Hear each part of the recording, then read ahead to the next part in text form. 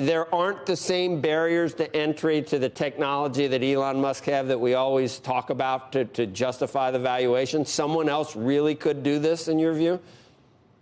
Well, look, there's a history at Apple and at Tesla of doing innovative things with limited resources. So the Model S at Tesla itself was developed for an R&D budget, we think, of $100 million. Typically, cars are often billions of dollars to develop. The iPhone was purportedly developed with 120 engineers at Apple. And so I don't think it's a general rule to say that developing a breakthrough product requires incredible resources. It requires focused resources and ingenuity. And both Tesla and Apple have proven that in the past.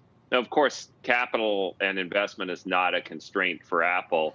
But again, I think disruption can happen in many ways, and it doesn't necessarily have to be driven by tremendous amounts of investment. So, Tim, in hindsight, do you think that it would have been easier for Tim Cook to actually, if it was only 2 years ago, to just bring Tesla into the Apple fold, or should they do it from scratch? Was that a mistake? No one had Monday morning quarterback. No one knew what was going to happen with Tesla, obviously. Right, it's easy now, right? But, yeah.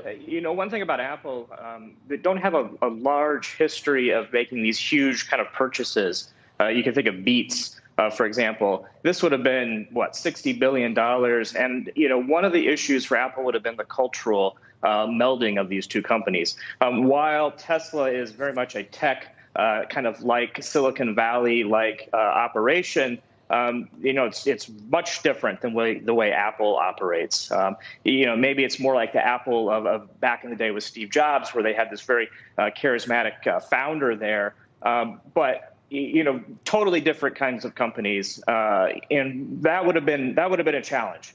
That said, getting going on a car company, getting going on a new vehicle production, while Tesla has shown that it can do it, it is still incredibly complicated. And part of the reason why Tesla was in such dire straits in 2018 was because it was costing so much money to ramp up production. And there's just problem after problem. And even experienced automakers such as Ford and GM struggle with the launch of new products. So, that would have been, that would be and that will be an issue for Apple, even with all of its strengths. Yeah.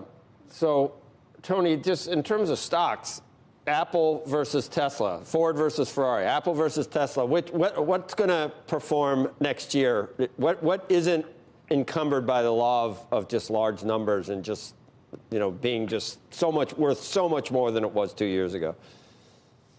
Yeah, I mean, clearly Tesla's had the much bigger run, and I think its valuation is arguably more questionable. In hindsight, the stock has appreciated not only the 700% that you alluded to, but it's gone up 70% since the announcement of the inclusion in the S&P, and there was no fundamental news associated with that.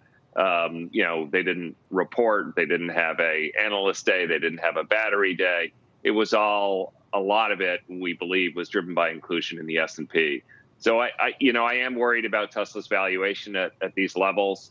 I do think there is a risk of a pullback, not because the company, necessarily will not deliver against expectations. It's just that when you have a valuation at this level, expectations are invariably getting higher and higher. And with that, there's always more risk. So relative to the two, we're more cautious on Tesla. Shepard Smith here. Thanks for watching CNBC on YouTube.